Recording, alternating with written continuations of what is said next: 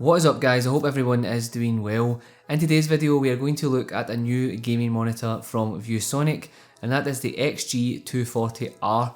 So as always I will be taking you through what's in the box, giving you a look at the monitor itself and delivering my opinion on it. But just make sure you stay around to the end of the video, as it is a little surprise for you guys that you definitely do not want to miss. With that said, let's go ahead and get into it. So as always, let's go ahead and take a quick look at what is in the box. You get two power leads, a DisplayPort cable, a USB hub cable and a plastic bracket that is attached to the rear of the monitor stand for cable management purposes. So onto the monitor itself, it literally took me around 2 minutes to go ahead and set this up, which is a massive bonus. The base simply attaches it via this little hand screw and the rest just clicks into place. Super easy and super convenient. So let's go ahead and take a quick look around.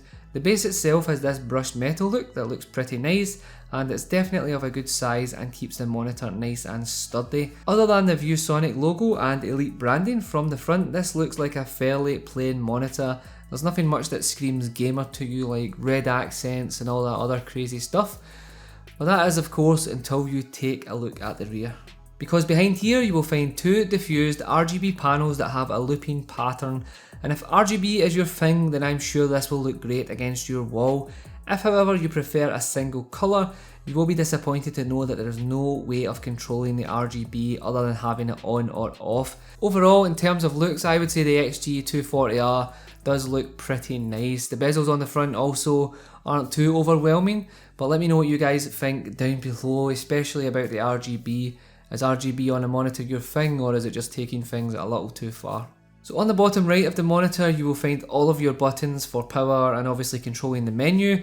Navigation isn't too bad at all, and there are plenty of options for adjustment in here, and I'm really digging the top panel that gives you a quick look of your refresh rate, freesync status, etc. It's a really nice touch. One thing I will say though is that I definitely prefer the control stick for navigation to all of these buttons. It doesn't make it harder, but the control stick definitely makes things easier, so hopefully going forward we could maybe just stick with that and I would be very happy. So in terms of ports, we have our DC in along with our USB hub, and on the other side we have two HDMI ports and one display port along with your audio out. You will also find a set of 2-watt speakers here, but I'm pretty sure that anyone that games will be using a gaming headset, but the option is there. Honestly, they don't sound amazing and definitely won't blow you away, so hopefully you will be using a set of cans. In terms of adjustment, there are plenty of options available with a good amount of height adjust, swivel, tilt, and you can even rock it in portrait mode if that is your thing, but I will say given the type of panel it's probably not the best use for this monitor. So on to the most important part, and that is of course the panel itself. What we have here is a 144Hz 1080p TN panel. Given that it is a TN panel, you will have to adjust it to get the best viewing angle, as anything too high or low etc can cause issues, but I will report that the side to side viewing isn't that bad at all. In terms of colour accuracy, I definitely wouldn't be doing any video editing or colour work in Photoshop etc, but for me anyway, while I was gaming I had no trouble at all. Reds looked red etc, so I definitely get nothing to report on that front. So speaking of gaming, with that 144Hz refresh rate, everything ran super smooth and it was definitely a pleasurable experience. If you're a member of Team Red, also known as own an AMD GPU, then you will be happy to know that this monitor does support FreeSync, so you will get a super smooth experience if you're on Team AMD. Even running this without FreeSync, it was absolutely smooth and I definitely can't complain. So the XG240R is going for £250 here in the UK and around $275 in the US, which I think is a pretty reasonable price, and I could definitely recommend this monitor if you are looking for one. So since you've made it this far in the video, you will be happy to know that I'm going to go ahead and give this monitor away. As you can see, I definitely don't need another monitor. So this will be a social giveaway, so all you have to do is look in the description for the Twitter post that I will leave linked down below.